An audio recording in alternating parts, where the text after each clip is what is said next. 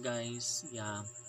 Kaninang hapon, pumunta man ako ng bayan guys. Uy, kasi naubusan ako ng mineral water. So, ayun, bumili ako ng 1 liter na isang box na isang ganito guys na tubig.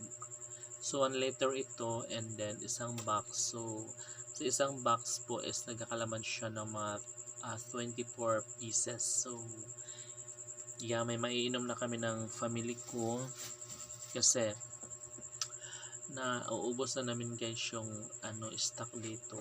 And yeah, ito wala ng laman, marami siya. Ito pa, sobrang marami na akong mga bagal dito. Tatapon na lang natin yan.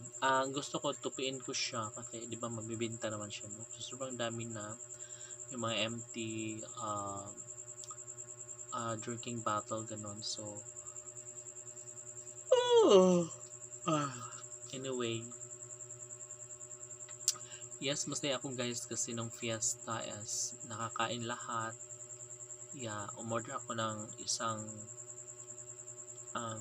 yung ice cream na dirty ice cream na malaking isang tudtud ba yung tawag nun. Tapos nag-rent din ako ng video. Okay, so nag-enjoy lahat, may mga inumin na gano'n. So nag-enjoy lang lahat, kantahan, medyo kainan, tapos yeah, palamig, which is ice cream. So sobrang nag-enjoy yung mga kids guys, sobrang daming mga bata na talagang binabalik-balikan nila guys ang ice cream, no? So lahat kakakain lahat. And yeah, so sabi ko nga sana po kung mo ano po ang atong mga relatives mo kanang mubakasyon bitaw kahit ilang araw lang, mga 3 to 5 days ganun.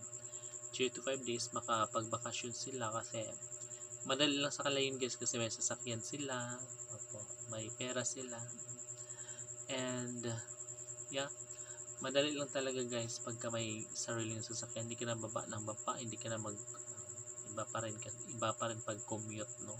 Kapagod, nakaka-stress yun. So ayun, may sasakyan sila and yeah, pwede naman magbaon na lang para sa sasakyan na lang kakain, no? Hindi na kayo baba ng baba, hindi na kayo basta ganun lang.